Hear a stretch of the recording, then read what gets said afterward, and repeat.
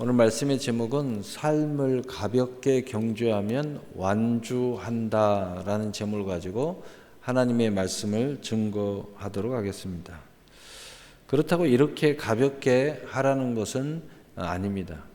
한 여성이 특급 호텔에 머물게 되었습니다. 이 여성은 옥상에 올라가서 일광욕을 해야겠다고 마음먹고 수영복 차림으로 옥상에 올라갔습니다. 의자가 없어서 바닥에 누워서 일광욕을 했습니다. 다음 날 또 일광욕을 하기로 마음먹었는데 아무도 보는 사람이 없었기 때문에 옷을 입지 않고 하기로 했습니다. 이번에 알몸으로 바닥에 엎드렸습니다. 그렇게 일광욕을 하는 도중에 누군가 옥상으로 올라오는 소리가 들려서 타올을 끌어다가 엉덩이를 덮었습니다. 올라온 남자가 말했습니다. 죄송하지만 수영복을 다시 입어주시겠습니까? 여자가 왜 그러냐고 묻자 남자가 대답을 했습니다. 이런 말씀 드리기는 죄송하지만 손님께서는 지금 식당의 유리 지붕 위에 알몸으로 누워 계십니다. 저희는 많은 사례여서 좋지만 여러분 유머지만 이렇게 가볍게 하라는 것은 아닙니다. 우리 먼저 성경에 손을 대고 함께 기도하고 오늘 말씀을 듣기로 해요. 다 일어나셔가지고 우리 해본 기억이 있죠. 자, 앞에 화면에 뜬 말씀을 그대로 세 사람부터 함께 기도하는 마음으로 읽겠습니다. 세 사람을 찾고 마음의 중심으로 받아들여 변화하게 하시고 모든 일과 사역이 하나님의 영광이 되며 귀하고 복되게 쓰임받게 하시고 약속의 실상과 증거가 나에게 일어나게 하소서. 예수님의 이름으로 기도합니다.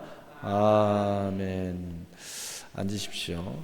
우리 모두는 인생이라는 경주를 하고 있다고 해야 할 것입니다. 이 경주의 승리의 핵심은 완주인 것입니다. 왜 완주가 중요하냐면 완주할 때 결국 결판이 나기 때문입니다. 완주할 때 영광의 주인공이 될 수도 있고 완주는 승리의 권능이 있어서 계속된 새로운 도전, 살 길과 새 길을 열어갈 수 있게 만들어 주는 것입니다. 그렇다면 이 완주를 위해서 오늘 나눌 말씀이 바로 삶을 가볍게 경주하면 완주한다는 거예요. 몸과 마음과 영을 가볍게 하는 것이 삶을 가볍게 하는 것입니다. 삶이 가벼워야 무엇이든지 무슨 일이든지 하나님께 귀하게 쓰임받을 수가 있게 되는 것입니다. 얽매임이 없어야 아멘에 적극적일 수 있다는 말씀입니다. 이 사람이 바로 깨끗한 그릇입니다. 가볍게 해야 쉬지 않고 경주에서 완주의 기쁨을 누릴 수 있게 되는 것입니다. 우리 몸을 가볍게 하고 계속해야 꼬린 지점에 갈 수 있기에 계속 가볍게 하라는 것입니다. 가볍게 한다는 것은 인생은 그리 길고 많은 기회가 있지 못하는 것을 전제하고 있기 때문에 우리가 가볍게 하고 이 시간 안에 우리가 완주를 끝내야 되는 것입니다. 특히 이 시간이 문제입니다. 이제 좀 알고 할 수 있다 싶으면 시간이 얼마 남아있지 않습니다. 그래서 우리는 졸 시간도 없어요. 여러분 시간이 얼마나 짧다는 것을 안다면 우리가 허튼 일에 이게 시간을 낭비할 게 아니에요.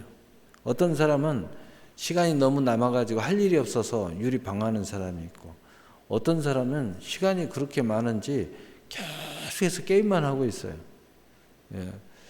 또 어떤 사람은 시간이 너무 많아서 그런지 멍 때리기 작업을 하고 있어요. 멍하니. 왜 멍 때리냐고 하니까 이럴 때 평안하대요. 인생이 참 그래야 되겠습니까?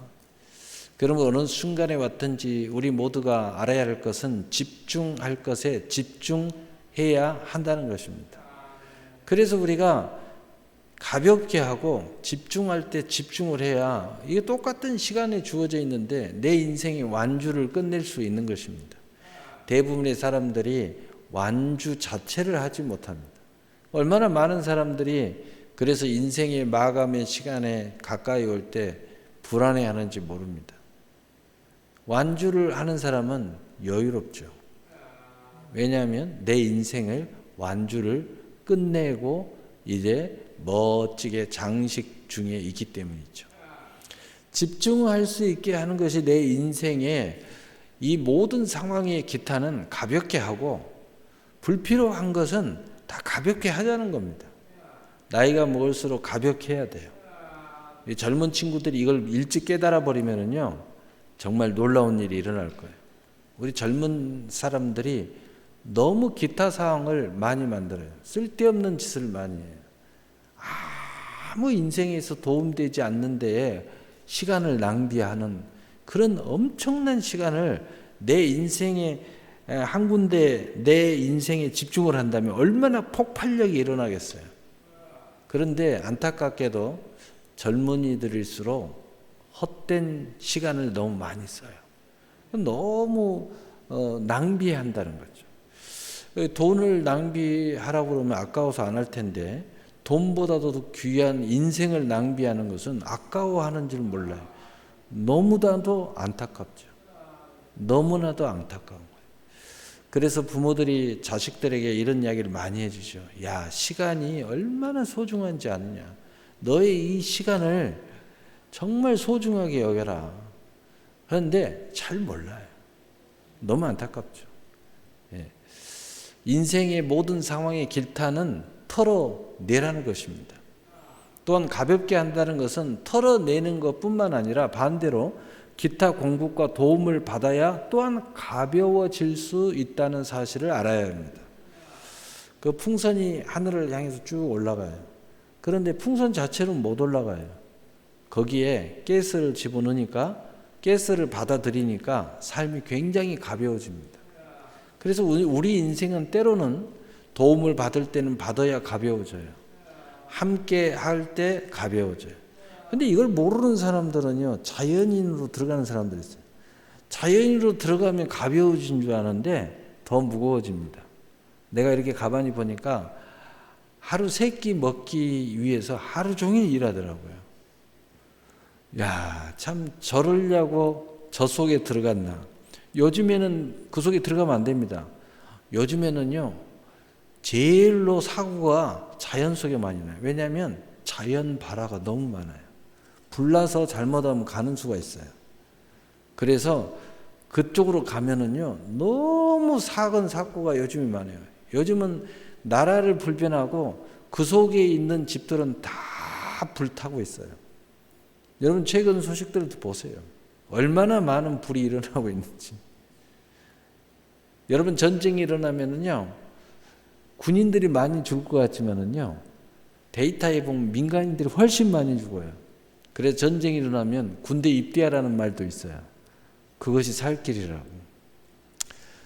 여러분 반대로 그래서 기타 모든 상황에 공급과 도움을 받아야 가벼워질 수 있다는 사실을 알아야 됩니다. 꼭 필요한 것은 받아들이고 함께 할 사람은 함께 해야 돼요. 여러분 이 마지막 시대에 교회와 적극적으로 함께 해야 인생이 가벼워질 줄로 믿습니다. 여러분 말씀과 함께 해야 돼요. 예수님과 함께 해야 돼요. 그것이 바로 교회와 동행하는 이유입니다. 여러분 그렇다면 먼저 가볍게 벗어버려야 된다는 거죠.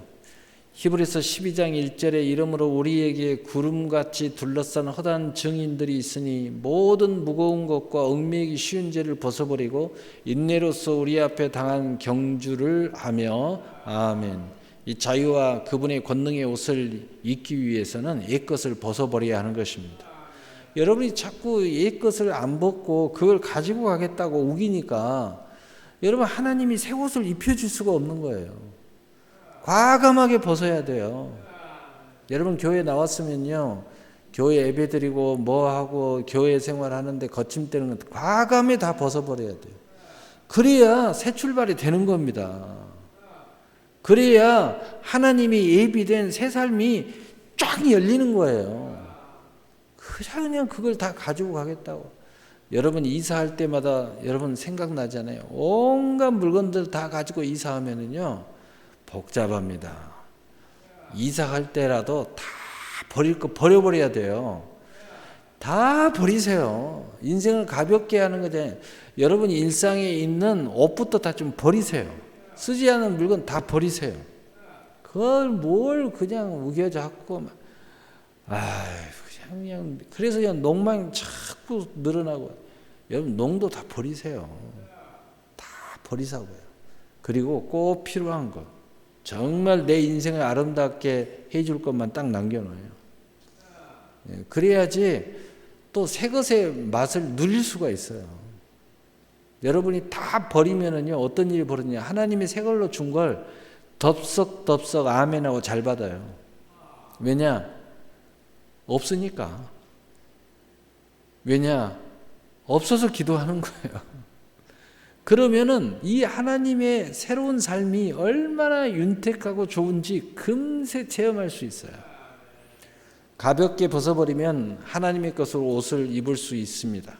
자기 옷을 입으면 하나님이 예비하신 놀라운 옷을 입을 수 없게 된다는 사실을 명심해야 됩니다.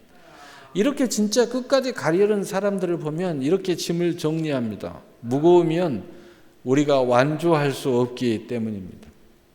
여기서 무거운 것이라는 것은 원어적으로 꺼리끼는 것이라고 나옵니다. 고대 올림픽을 할 때는 옷을 전부 벗었다고 합니다. 그래서 무거운 것을 벗는다는 것을 옷을 벗는다는 뜻입니다. 이 꺼리끼는 것을 벗고 다 벗어버리고 뛰었다는 것입니다. 요즘 육상 선수들을 보면 옷이 장애가 되지 않도록 몸에 딱 맞고 공기 저항이 거의 없는 스킨 같은 재질로 옷을 만듭니다. 러닝 슈즈 또한 몇십 그램밖에 되지 않습니다. 깃털처럼 가볍게 거의 신지 않은 것 같이 같다는 것입니다. 그리고 뛴다는 거예요. 그러니까 속도가 나는 거고 결과가 좋은 거고 완주가 문제가 아니라 이제 얼마나 스피드하게 딸려서 금메달이 문제예요. 은메달이 문제고 동메달이 문제가 되는 거예요. 처음에는 완주가 문제였는데 이제는 영광이 문제가 되는 거예요. 몸이 가벼워지면 인생의 영광을 생각하게 되는 겁니다. 여러분, 죄로 얽매이게 한다는 것은 의미는 영광스러운 인생의 완주에 있어서 거치는 것이 뭐냐라는 뜻입니다. 첫째는 내가 좋아서 내려놓지 못하는 것이 바로 이 무거운, 이 거치는 것이 될 수 있다는 거예요. 두 번째로는 내게 이익이 돼서 내려놓지 못한다는 거예요. 영광이 있는데 좋아가지고 영광을 포기한다는 거예요. 완주를 포기한다는 거예요. 그런 사람들 너무 많이 있어요. 지금이 좋다는 거예요. 뛰자니까 싫다는 거예요. 저는 이 설교를 할 때마다 참 괴로운 게 있어요. 어렸을 때 제가 외가가 당시 부산이어가지고 부산에 갔는데, 부산에 가면 용두당 공원이 있어요. 근데 우리 사촌 형이 저를 이제 그 공원에 데리고 놀러 갔는데, 거기에 올라가면 계단이 굉장히, 어렸을 때 느낌에 계단이 굉장히 높아요. 근데 거기에 올라가다 보면 중간중간에 오뎅도 팔고 또 뭐 꽈배기, 그 당시에 꽈배기도 팔고 또 여러 가지 이렇게 팔았어요. 그런데 제가 올라가다가 오뎅에 벌써 꽂혀가지고 거기 안 올라가고 거기 앉아서 이러고 있던 거예요. 그러니까 우리 사촌 형이 저를 꼬시는 거예요. 야, 저기 빨리 올라가자. 하나를 사줘서 먹었어요. 근데 또 안 올라가는 거예요. 나 이야기하는 겁니다. 사촌 형이 그런 거예요. 저 위에 올라가면 재밌는 로봇도 있는데 여기서 돈을 다 쓰면 거기다 돈 넣고 해야 되는데 그걸 못한다. 올라가서 빨리 하자. 그런데도요, 안 올라가는 거예요. 끝까지 그걸 먹겠다는 거예요. 거기서 끝까지 먹고 올라가서 그 로봇을 못했어요. 그래가지고 그때는 그게 뭔지 몰랐는데 제가 이 본문을 볼 때 제가 가슴을 쳤어요. 어렸을 때 떡잎을 보면 안다는데 나는 떡잎이 이게 그 먹을 것에 빠져가지고 그 이야기를 듣고 그걸 과감하게 뿌리치고 올라갔어야 되는데 정말 나는 하나님의 은혜가 아니면 여기까지 못 왔겠구나. 이런 생각이 딱 들었어요. 그래서 지금도 이 본문을 이 설교를 하다 보면 그 생각이 번뜩번뜩 나서 이 괴로움이에요. 근데 또 한편으로는 정말 하나님이 나를 정말 사랑하셨구나. 하나님의 은혜가 이게 먹는 것에 올인하는 인생인데 비전과 꿈을 향해 달려가지 않고 지금 당장 좋은 곳에 올인하는 인생인데 하나님의 은혜로 내가 그래도 여기까지 왔구나. 이 생각을 하게 되는 거죠. 여러분 이것까지 벗어야 내가 좋아하는 것보다 내게 이익이라고 생각하는 것보다도 영광된 완주를 위해서 할 수 있는 나로 경주하면 흑암에 감추어지고 은밀한 곳에 감추어진 보화와 재물이 여러분 인생 가운데 달려온다는 거예요. 내 인생에 숨겨진 이 달란트가 있어요. 내 인생에 예비된 이 보화와 재물이 있어요. 그런데 우리가 깨어나야 돼요. 가볍게 해서 완주해야 여기에 도착할 수 있다고요. 그리고 완주가 돼야 그 다음에 1등이고 2등이고 3등이고 상이고 면류관이고 더 30배고 60배고 100배고 그걸 생각하는 거예요. 근데 완주 자체가 안 되는 사람들은요, 그 자체를 생각을 못 해요. 참 안타깝죠. 우리가 끝까지 달릴 때에 또 열매를 맺을 때 즐겁게 하는 것이 중요하다 생각합니다.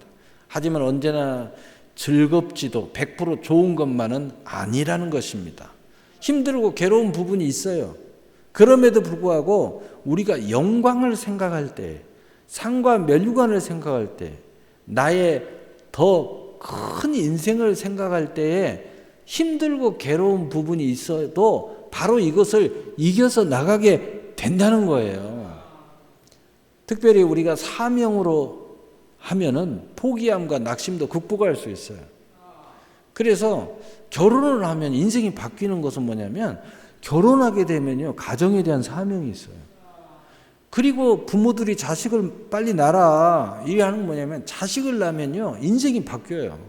자식을 위해서 새로운 사명이 생겨요.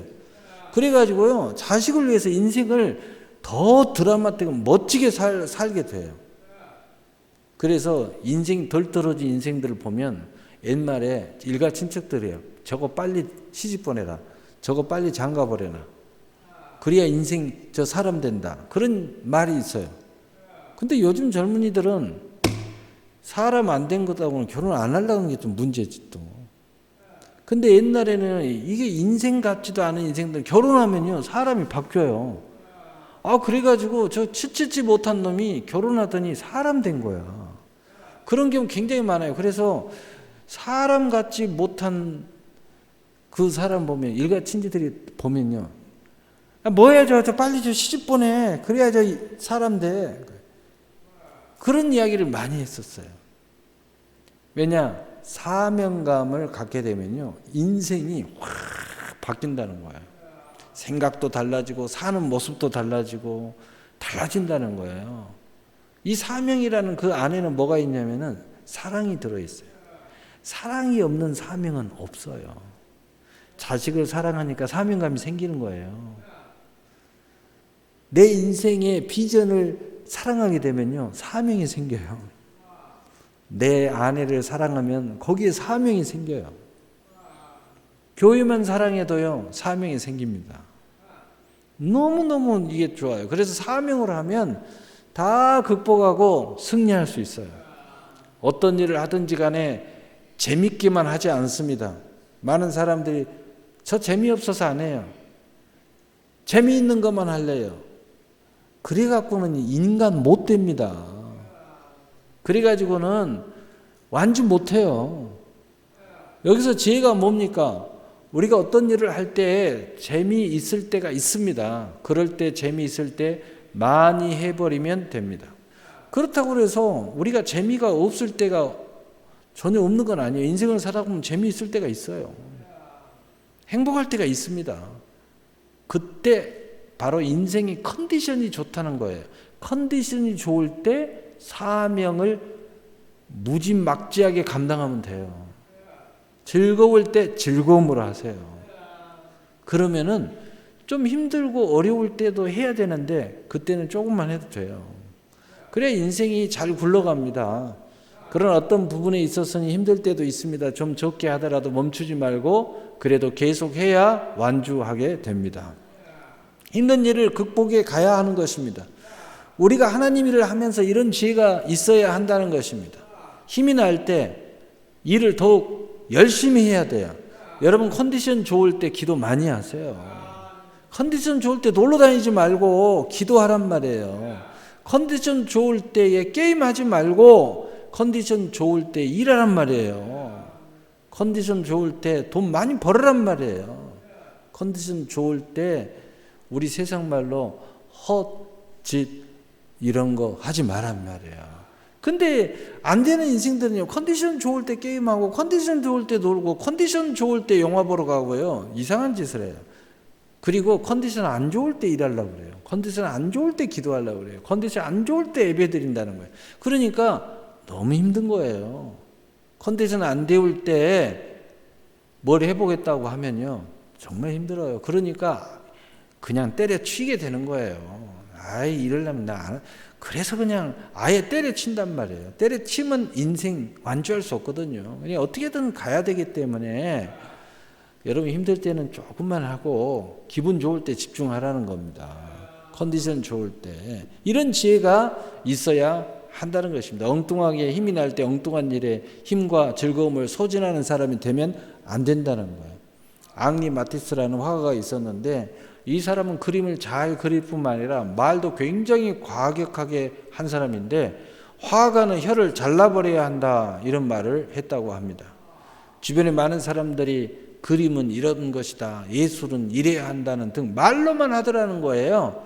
그 이 양반이 그래서 혀를 다 잘라버리고 그림이나 제대로 그리자라고 말했다는 거예요.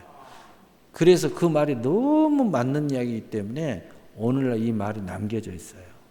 두 번째로 가볍게 경주하는 것은 신실합니다.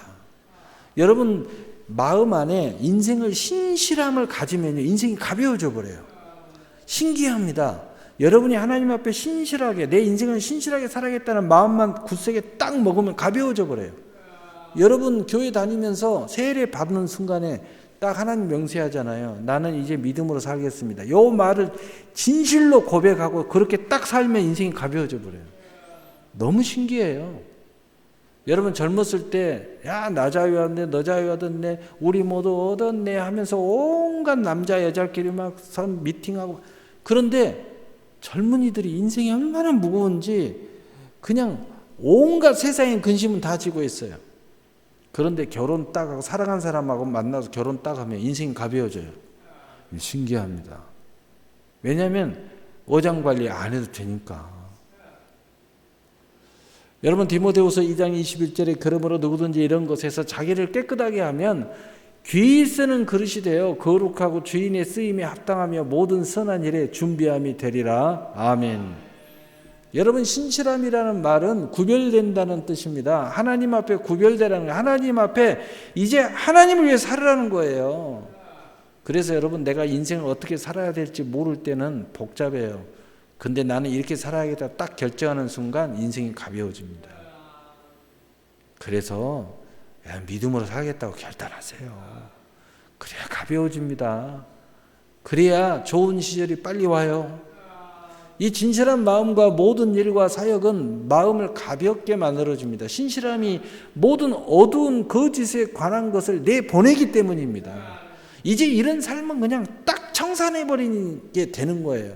인생이 굉장히 가벼워지는 거예요. 너무 가벼워지는 거예요. 우리 청년들이 온갖 근심 걱정하면서 이렇게 사는데 인생의 직업만 딱 결정해도 굉장히 가벼워져요. 나는 이렇게 살겠다고 딱 결정만 해도 굉장히 가벼워져요. 제일 먼저 해야 될 것이 하나님 앞에 신실함을 결정하세요.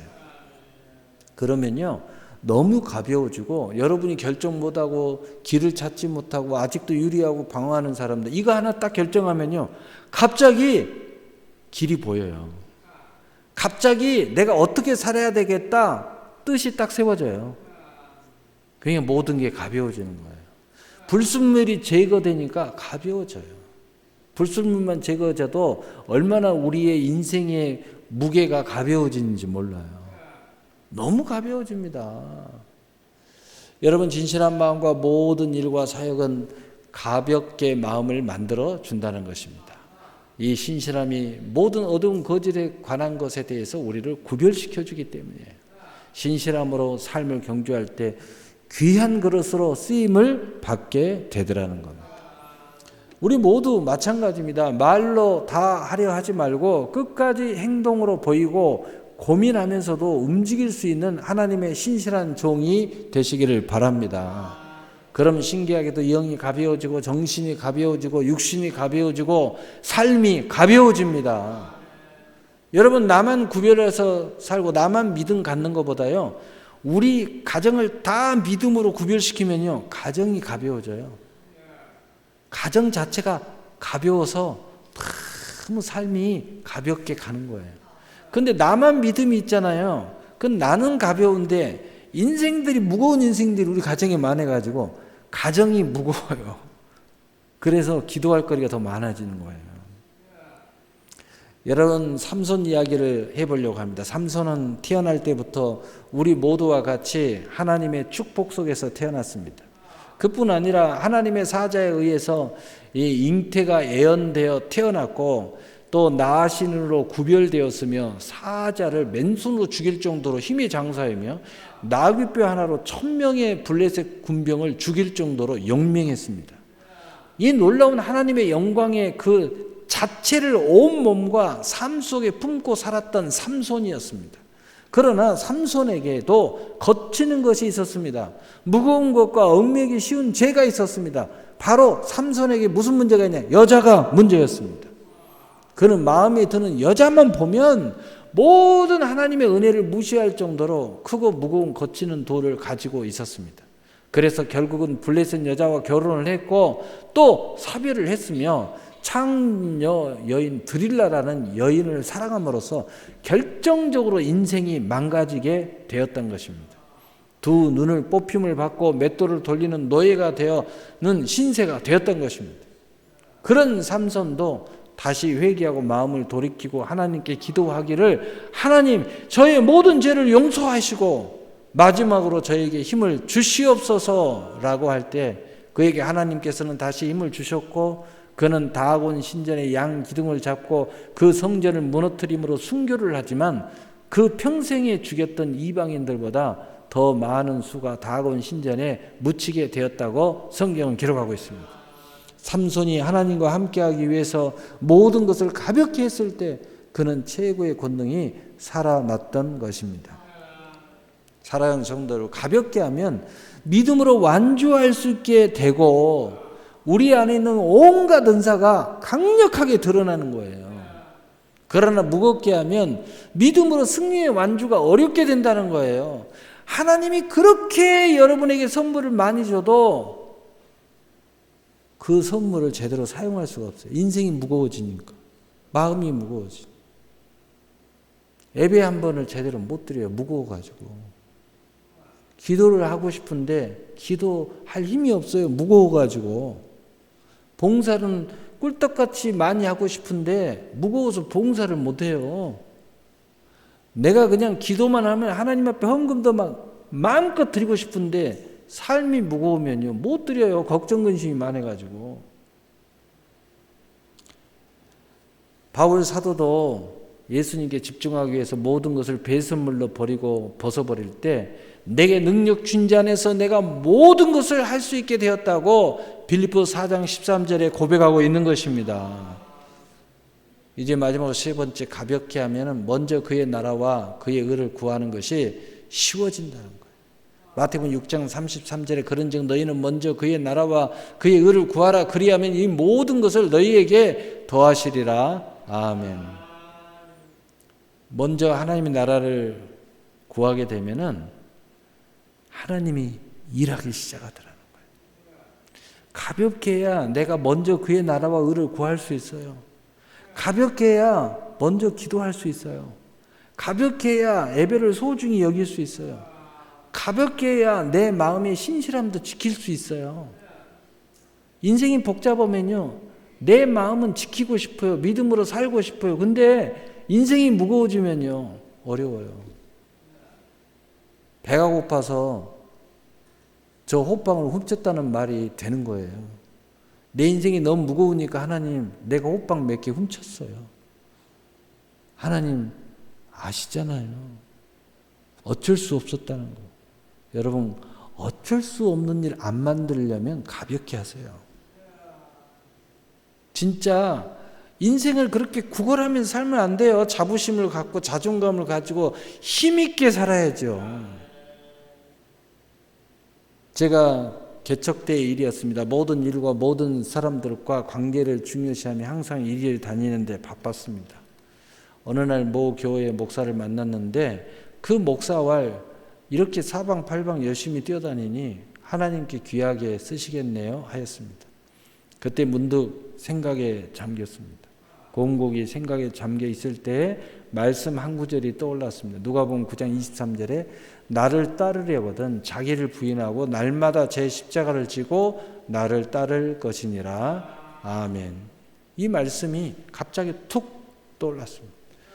우리 주님과 함께 상속자로서 그의 영광에 참여하기 위해서는 때로는 자신이 좋아하는 것도 버려야 했고 때로는 싫어하는 일도 해야 할 때도 있어야 했다는 거예요. 날마다 하기 싫어도 인내하며 성실로 할 때 예수 그리스도와 함께한 상속자로서 열매를 맺을 수 있다는 메시지로 다가왔습니다. 가볍게 한다는 것은 그의 사역을 위해서 버리는 것과 하나님의 도움과 공급을 위하여 통로를 동시에 여는 것이 곧 가볍게 하며 극대화하는 것을 그렇게 해야 한다는 것입니다. 그때부터 제가 우리 가족들에게 선언을 했어요. 이제 내가 주의 종의 길을 갔으니 이제 세상의 모든 관계는 청산해야 되겠다. 그러니까 가족들이 너만 예수 믿냐? 야, 우리도 다 예수 믿어. 하면서 온갖 욕을 다 하고요. 아주 모임이다 그러면 안 가니까 그때마다 온갖 진짜 들을 수 없는 온갖 욕. 그때서부터 가족관계, 친구관계 다 끊었습니다. 모든 좋아하는 일과 싫어하는 일들 관계에서도 그리스도와 함께하기 위해서라면 과감히 끊어버렸습니다. 그리고 큰 마음으로 때론 같이 함께 하였습니다. 함께 하기 싫을 때 하나님이 원하면 함께 했어요. 왜? 나는 주의 종이니까. 이렇게 생각하면서 그때부터 하나님께서는 놀랍게도 기도의 능력이 나타나기 시작했고 헌신된 성도도 하나둘씩 가까이 함께 하기 시작했습니다. 어느 날은 어떤 아비가 자신의 딸이 귀신이 들렸다고 하면서 치료를 요청했습니다. 그래서 신방을 하게 되었는데 가보니 정말 완전히 귀신이 들려 있었습니다. 그 여자아이를 치료하기 위해서는 일순간 결단이 필요했습니다. 이 아이를 사역하기 시작하면 모든 마음과 시간 그리고 언제 끝날지 모르는 인내가 필요하다는 그러한 순간의 고백을 해야 했습니다. 여러 가지 생각이 복잡해졌어요. 그러나 주님의 뜻과 이 아이의 구원을 위해서 내 자신의 모든 것을 헌신함으로 버릴 것을 각오하기에 이르렀습니다. 그리고 그 아이를 교회에 데려가야 한다고 하니까 그 아버지가 그렇게 하라고 했습니다. 그런데 그 아이는 계속 거부를 하는데 반 억지로 교회를 데리고 오는데 차에서 갑자기 실신을 하면서 숨을 쉬지 아니했습니다. 순간 눈을 감고 기도할 때에 귀신이 교회에 안 가려고 속임수를 쓴다는 것을 알고 그냥 무시하고 교회로 데려갔습니다. 이 사실을 제가 말을 해도 우리 같이 따라가는 집사님들이 난리를 법석을 쳤어요. 이러다가 죽으면 어떻게 할 것이냐 소리를 고래고래 쳤습니다. 숨을 안 쉰다. 빨리 병원으로 데려가야 되지 않냐. 저는 그냥 무시했어요. 그 모든 것을 이기고 교회 안에 들어오니까 갑자기 거짓말처럼 벌떡 일어나더니 왜 나를 가만히 두지 않고 못 살게 구느냐고 울기도 하고 웃기도 하고 화를 내기도 했습니다. 그날부터 이제 교회 사역이 시작됐습니다. 약 3일째 되었을 때 아무리 사역을 해도 귀신이 나가지 아니했습니다. 그래서 갑자기 생각을 개입하면서 하나님께 기도했더니 그의 어머니가 무당이라는 것을 감동을 주시는 것입니다. 그래서 그 아버지에게 말했더니 처음에는 말을 잘 하지 아니하더니 나중에서는 이실직고를 했습니다. 사실 아내가 무당이라고 하면서 자기 딸을 치료할 수 없고 치료 아닌 치료를 하기 위해서는 딸을 무당을 만들어야 되는데 자신의 땅을 무당으로 만들 수 없어 이렇게 소문을 듣고 목사님께 데려온 것이라고 했습니다. 그래서 그 아비에게 이 딸의 치료는 어머니가 직접 교회에 나와서 회개하고 귀신과 무당 짓을 결별할 때 치료가 일어날 것이라고 제가 말씀을 드렸습니다. 그랬더니 그날 저녁에 그의 어머니가 교회로 찾아왔습니다. 교회에 들어오자마자 눈물을 흘리면서 사실 저는 유년주일학교 출신인데 어찌다 보니 무당이 되었다고 하면서 이제 결단할 때가 온 것 같다고 저에게 말했습니다. 귀신이 찾아와서 여기 오는데 하는 말이 너 나 버리고 나 버리면 너의 가정을 풍지풍파 일으켰다고 했다는 것입니다. 그러나 지금까지 내가 귀신 잘 섬겼고 할 만큼 다 했다는 거예요. 그런데도 좋아진 것은 없고 이보다 더 이상 나빠질 수는 없다고 하면서 귀신한테 한번 해볼 테면 해봐라고 그랬다는 거예요. 하면서 내 딸부터 살려야겠다고 하면서 교회로 달려나왔다는 거예요. 마음을 먹고 왔다는 것입니다. 지금까지 한 모든 죄를 회개한다고 울면서 기도했습니다. 그렇게 한참 울며 말하기도 하고 회개 기도를 하는데 갑자기 누군가가 다가와서 엄마 그만 울어요. 제가 이제부터는 엄마 말 잘 듣고 효도할게요 하는 것입니다. 그리고 보니까 그 딸이 치료가 되어서 제 정신으로 엄마를 꼭 껴안으면서 말하는 것입니다. 할렐루야. 치료도 때로는 버릴 때 문제와 치료가 해결되기도 하고 또 버리고 하나님을 영접할 때에 새로운 인생이 열림으로 치료와 문제가 해결되는 것을 믿으시기를 바랍니다. 언젠가 한번 중간에 소식을 들었는데 시골에 사시기 때문에 시골로 내려갔어요. 무슨 큰 호수와 같은 그 댐, 여기서 가까운 댐 하나 큰 댐이 있죠. 그 주변에 살아요. 근데 그 딸은 이름이 이제 우리 교회 안 다니고 지금은 사역자가 됐어요. 감리 신학교를 해가지고 지금 사역하고 있어요. 자영이라고. 그 친구가 이제 하나님 앞에 귀히 지금 쓰임 받고 있어요. 벌써 나이가 제법 먹었어요. 자, 오늘 말씀을 마치겠습니다. 사랑하는 성도 여러분, 우리 영혼을 가볍게 해야 합니다. 우리 마음을 가볍게 해야지 마음의 풍요가 일어나요. 육신도 가볍게 해야 육신도 건강해집니다. 우리의 삶을 가볍게 해야 삶이 생명을 얻어도 풍성한 삶을 살 수 있게 돼요. 사람 관계도 가볍게 해야 합니다. 별별 없는 관계는 던져버리세요. 이제 좀 정리 좀 하고 사세요. 정리 좀 하세요. 정리 좀. 그냥 따거리들 다 달고 다니지 마세요. 이제는 좀 가볍게 하세요. 특히 나이 드신 분들 진짜 가볍게 하셔야 됩니다. 이제 하나님께 집중하세요. 그리고 마지막 인생, 내 인생에게 집중해서 정말 빛나는 인생을 만드세요. 정말 축복의 인생을 만드셔야 돼요. 별별 없는 관계는 던져버리시고 그러면 여러분의 힘을 낭비하지 않게 될 것입니다. 모든 일에 대해서도 가볍게 하십시오. 그리고 할 수 있는 최고의 일에 집중하십시오. 최고의 결단과 하나님의 역사를 이끌어 충분히 낼 수 있습니다. 그러나 무엇보다도 하나님 일과 그 나라에 집중하십시오.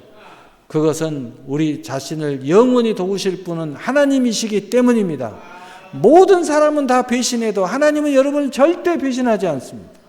모든 사람은 자기의 이익을 따라서 움직이지만 하나님은 절대 그렇지 않습니다. 하나님은 당신을 사랑하기 때문에 움직입니다. 무엇보다도 그래서 하나님께 집중해야 돼요. 그리고 이제 자신의 일생을 가볍게 하기로 결단하셔야 합니다. 하나님 앞에 가볍게 하는 것은 나의 놀라운 기대와 열매를 위해서 반드시 필요합니다. 최고의 상황을 만들어서 놀라운 하나님의 기적을 이끌어내기 위해서 반드시 필요합니다. 또한 가볍게 하기 위해서 도움과 공급을 받아야 할 것도 있습니다. 그러기 위해서 가볍게 해야 우리가 도움도 받을 수 있어요. 마음이 도대체 어떻게 됐는 건지 도와단장에도 필요 없다고 썩내는 사람들 많아요. 그 잘나서 그런 게 아니에요. 마음이 여유가 없어서 그래요. 자존심만 살아가지고. 그래서 성경에 말해요. 사랑의 빛은 지라. 괜찮다. 내가 이 사랑의 빛을 통해서 너에게 공급해주고 너를 도와주고 너를 축복하는 통로의 하나다. 마음에 은혜가 있어야 도움도 넉넉하게 기쁨으로 받을 수 있어요. 버릴 때는 과감히 버리시고 받아야 되는 것은 과감히 받으시고 할 수 있을 때 하나님께서는 바로 당신을 특별히 사용하게 될 것입니다. 이 말씀이 믿어지면 크게 아멘 한번 해봅시다. 믿어지십니까? 이런 하나님의 큰 도움의 역사, 축복의 역사를 받기를 원하십니까? 그러면 지금부터 영혼적 삶에서 사람, 일, 모든 사역으로부터 가볍게 하기 위해서 벗어 던지십시오. 벗을 것은 벗어 던져야 돼요. 이 땅에 모든 정보를 다 얻는 것은 참으로 어리석은 것입니다. 거룩한 하나님의 뜻과 그의 사역과 나의 귀히 쓰임 받을 것에 집중하십시오.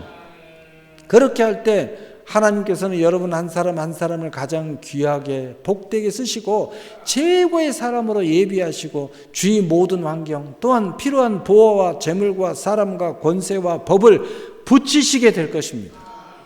하나님의 일하심을 보고 하나님의 영광을 통해서 자신의 놀라운 위치와 직임 그리고 쓰임을 체험하게 될 것을 믿으시기를 바랍니다. 믿으시기를 바랍니다. 사랑의 하나님 아버지 감사합니다.